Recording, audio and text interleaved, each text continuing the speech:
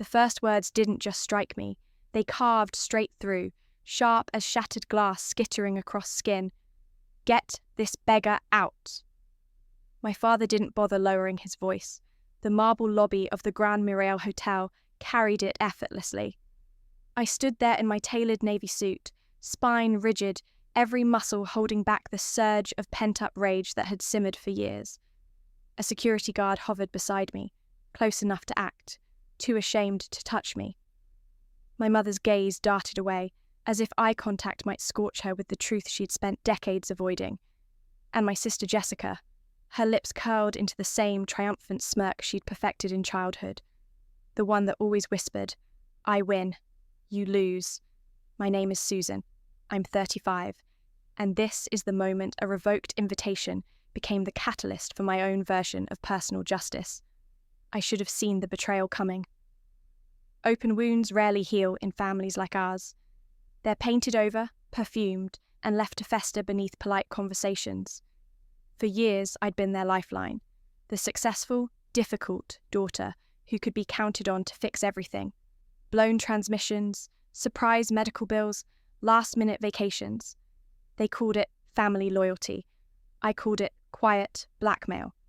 They assured me it was all an investment in us. What they never understood was that I had, in fact, invested. Literally. The grand ballroom where they toasted themselves tonight, leased under my LLC. The champagne fountain my mother insisted was tradition, charged to my business account. The airline tickets for their precious out-of-town relatives, all routed through my corporate card. They believed it was funded by my father's impressive retirement package, a fiction he guarded as fiercely as his pride. In reality, his retirement had been nothing but a thin pension and a gold watch, polished, meaningless, and almost symbolic of the man himself. I didn't scream. I didn't make a scene. That kind of satisfaction was too small, too immediate. Retribution deserved patience. I straightened my back, offered the security guard a steady nod, and walked across the lobby with the same composure I'd learned to armour myself with. Through the mirrored corridors, down the concrete ramp to the parking level of Riverstone District, I moved like someone already calculating consequences. Only inside my car, doors sealed, engine silent, did my hands tremble. Just once. Then I opened my banking app. $7,200, banquet catering cancelled, $12,000, Jessica and Christopher's Maldives honeymoon flights, voided. 4,800 hours mum's spa retreat, terminated. 52,000, beach condo payments, reversed to account Luna FZ Holdings. By the time I turned onto my street 20 minutes later, my phone buzzed nonstop. Parents, Jessica, unknown numbers, the whole collapsing ecosystem of people who suddenly remembered I existed. Then came the pounding, a violent, impatient hammering against my front door that jolted my heartbeat upward. Through the peephole, Christopher, face blotched crimson, shirt half untucked, tie hanging like a noose he'd forgotten to tighten. I slid the deadbolt into place with a soft click, the sound oddly satisfying, and retrieved a thick folder from the drawer, prepared 3 years ago, labelled in neat block letters. Contingency. You need to fix this. Now. No greeting. Just demand, accusation, and fear braided together. They just cancelled our food. The hotel won't release the rooms, and our honeymoon tickets disappeared mid-check-in. I leaned lightly against the doorframe, letting the wood carry my calm. Strange, I said, voice steady, almost as if someone never checked who actually owned those payments. He blinked, his irritation faltering, as comprehension slid in like a blade. You did this because they kicked you out. No, I replied, feeling the clean, cold clarity of long-delayed justice. I did this because they forgot a simple rule. I raised the folder. Don't bite the hand that feeds you, especially when that hand keeps every receipt. He tried peering through the curved glass of the peephole, searching for regret, weakness, anything. But regret had abandoned this house long ago, replaced by something sharper, steadier, boiling hatred refined into purpose. Inside the folder, signed contracts, cancellation clauses naming my LLC as sole authority, colour-coded tabs, meticulous paper trails. Years of preparation born from unresolved grievances, betrayal layered upon betrayal, quietly recorded. Retribution had been waiting, patient, precise, and tonight it finally stretched its fingers. I tapped the folder against my palm, slow, deliberate, like a judge weighing a sentence. I warned them 3 years ago, I said almost to myself. If they treated me like a bank, I'd start behaving like one. You're punishing the entire family, Christopher hissed. His voice shrank when a neighbour across the hall stepped outside, pretending not to listen. A thin smile curved my lips. No, I'm protecting my investment and cutting my losses. They're your parents, he pressed, as if blood alone erased betrayal. I tilted my head. They called me a beggar in front of 40 people. The silence that followed was the only honest thing he'd given me all evening. He turned on his heel, muttering about lawyers, lawsuits, taking this higher. But there is no higher when you control the ledger, the contracts, and the digital backups stored in a vault box 3 cities away. I shut the door gently. Quiet retribution is always louder than slammed wood, and walked into my home office. The lamp's warm pool of light illuminated the next folder waiting on my desk. Inheritance, Audit, Phase 2. My fingers grazed the tab like greeting an old friend. By morning, my inbox held 32 new messages. Pleas, threats, emotional blackmail, wrapped in shaky punctuation. My mother wrote first. We didn't mean what we said. Emotions were high. Please talk to us, Susan. My father, ever the tactician of avoidance, sent only a forwarded invoice from the venue demanding immediate payment. A quiet SOS disguised as fiscal responsibility, but the message that made me laugh out loud came from the family group chat I'd been removed from ages ago. My cousin sent a screenshot. Susan's always been sensitive. She'll crawl back. She always does. I replied to the entire thread. Just a reminder, I own the crawl space, and I've changed every lock. Silence, instant and absolute. That afternoon, a name appeared in my inbox I hadn't expected. Stephen, my parents' accountant. He requested an urgent meeting about financial irregularities. Specifically, the payments for their precious beach condo in Sable Cove weren't coming from any family trust. They were being funneled through an LLC he couldn't identify. Mine. When we spoke, Stephen's breath crackled faintly through the receiver. His unease was almost palpable. I confirmed everything, then asked the question I'd waited 3 years to deliver. Have they declared the condo as their asset in annual filings? A long, heavy silence. They listed it as an inheritance gift from a private family investor, he admitted finally. No documents provided. So it wasn't just ingratitude. It was fraud. Quiet, calculated, and built entirely on the backbone of my generosity. They used the equity of a property I owned, still owned, to bolster their image in a community obsessed with keeping up appearances. Stephen asked if I'd be willing to sign a statement for tax records.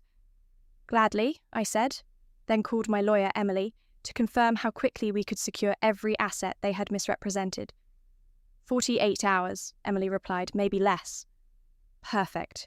This was no longer about family. This was about retribution. Legal, ironclad, irreversible.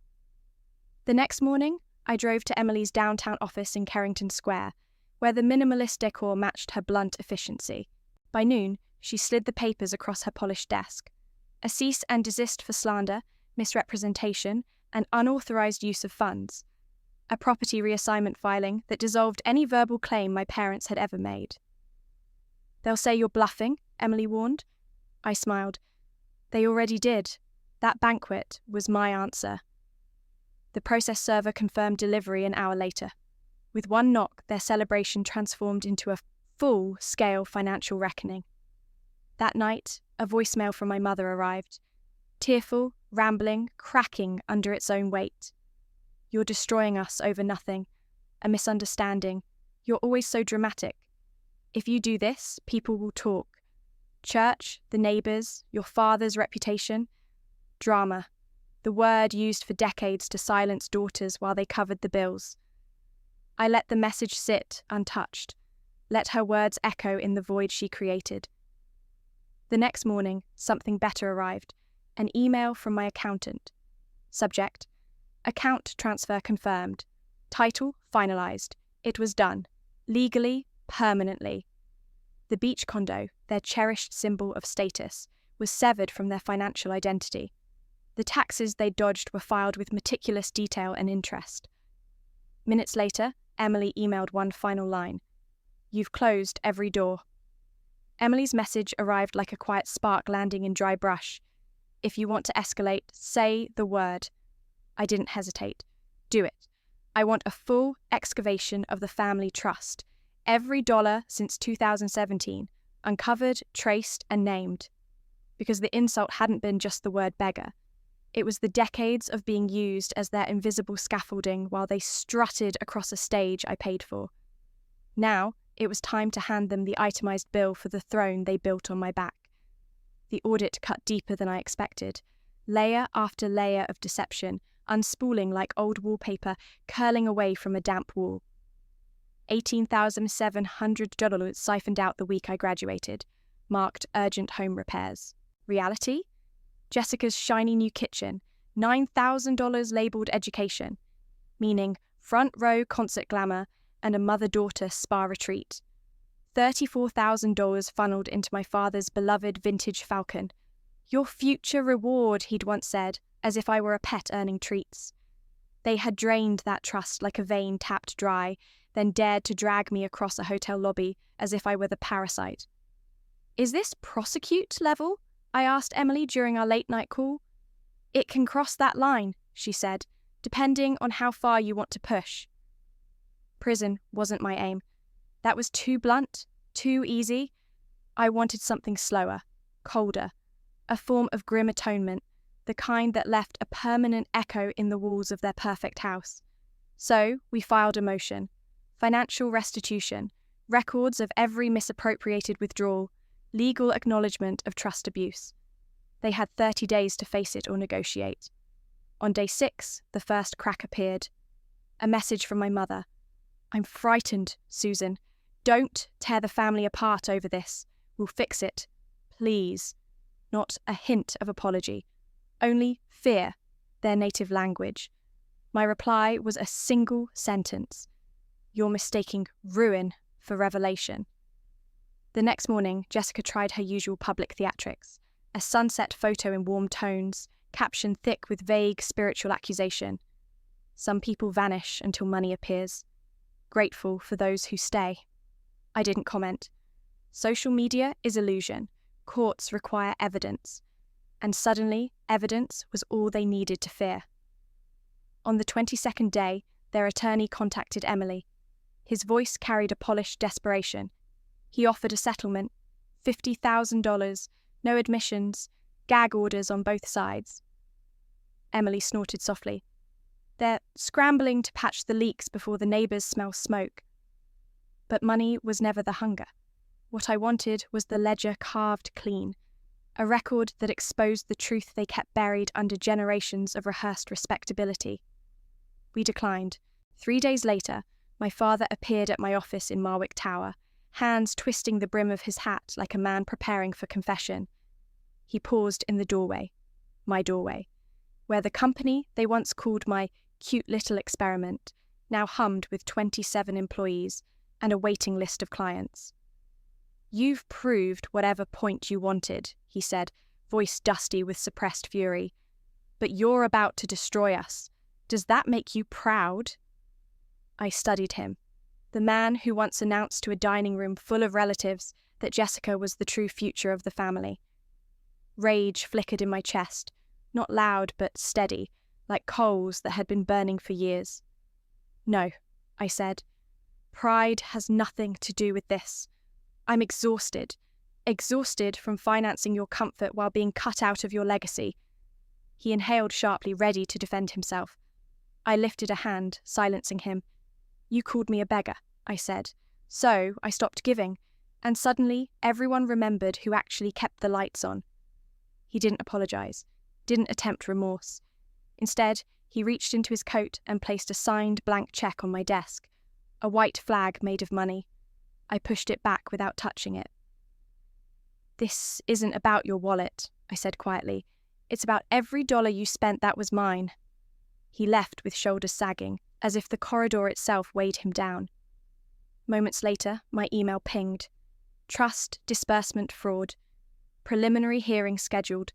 A date, a courtroom. A reckoning carved into the calendar. Word spread through the family like a pipe bursting behind a wall. Muted at first, then impossible to ignore. Cousins whispered. Aunts speculated. My cousin texted me directly. "They're panicking. No one believed you'd actually take them to court."